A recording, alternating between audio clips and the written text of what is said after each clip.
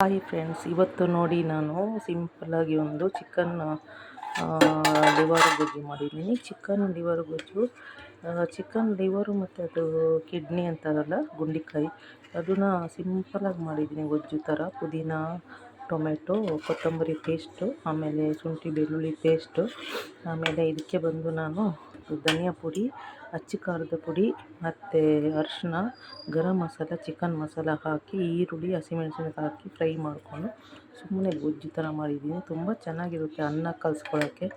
ನೀವು ಒಂದು ಸಲ ಮನೇಲಿ ಟ್ರೈ ಮಾಡಿ. ನೀವು ನೋಡಿ,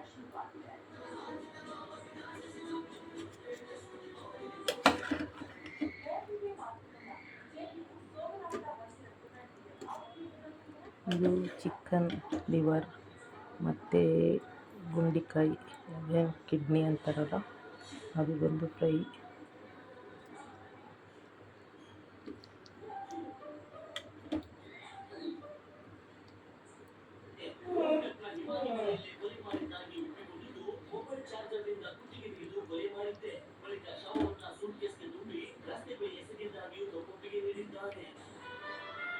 ನೋಡಿ ಫ್ರೆಂಡ್ಸ್, ನಿಮಗೆ ಇಷ್ಟ ಆದರೆ ಲೈಕ್ ಕಮೆಂಟ್ ಮಾಡಿ, ಮತ್ತು ಸಬ್ಸ್ಕ್ರೈಬ್ ಆಗಿ, ಮತ್ತು ಶೇರ್ ಮಾಡಿ, ಲೈಕ್ ಕಮೆಂಟ್ ಮಾಡಿ, ಸಬ್ಸ್ಕ್ರೈಬ್ ಆಗಿ.